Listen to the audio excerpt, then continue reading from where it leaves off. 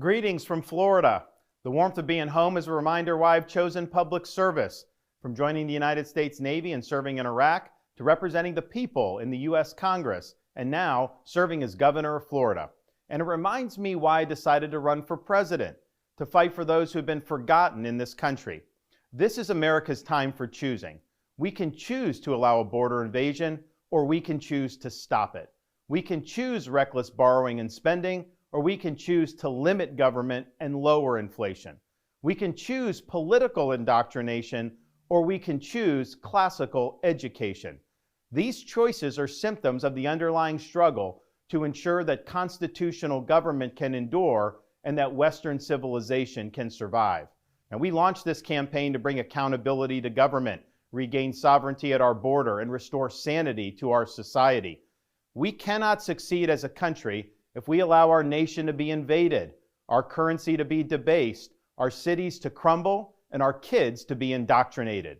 The DC elites who facilitated this mess do not care about you, and they do not work for you. They work for themselves. They seek to accumulate power at your expense to pursue an agenda that is harmful to the American people. Citizens do not serve politicians. It is the duty of politicians to serve you. Talk is cheap. Actions speak louder than words. Reversing the decline of this nation requires leadership that delivers big results for the people we are elected to serve. I have a record of leading with conviction, championing an agenda marked by bold colors, delivering on my promises, and defeating the people who are responsible for our nation's decline. That is the type of leadership we need for all of America. Now, over the past many months, Casey and I have traveled across the country to deliver a message of hope that decline is a choice and that we can, in fact, succeed again as a nation. Nobody worked harder, and we left it all out on the field. Now, following our second-place finish in Iowa, we've prayed and deliberated on the way forward. If there was anything I could do to produce a favorable outcome, more campaign stops, more interviews, I would do it. But I can't ask our supporters to volunteer their time and donate their resources if we don't have a clear path to victory. Accordingly, I am today suspending my campaign.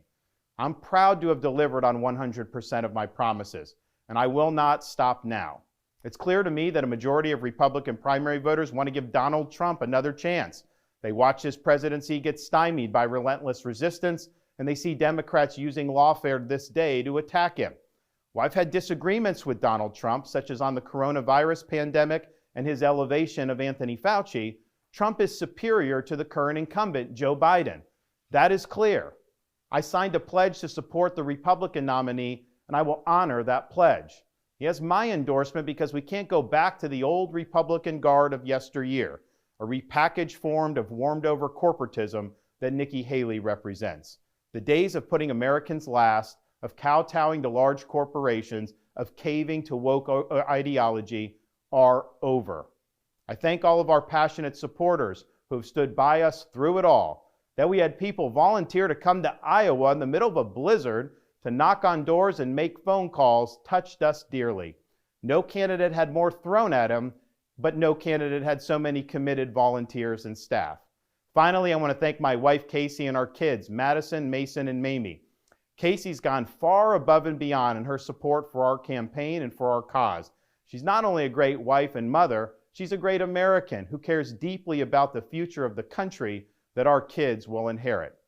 Our kids have seen and done a lot on the trail, from playing on the famed Field of Dreams baseball site in Iowa to making their first snowman in New Hampshire. They are one of the reasons we fight so hard for what we believe in. Winston Churchill once remarked that success is not final, failure is not fatal, it is the courage to continue that counts. While this campaign has ended, the mission continues. Down here in Florida, we will continue to show the country how to lead. Thank you, and God bless.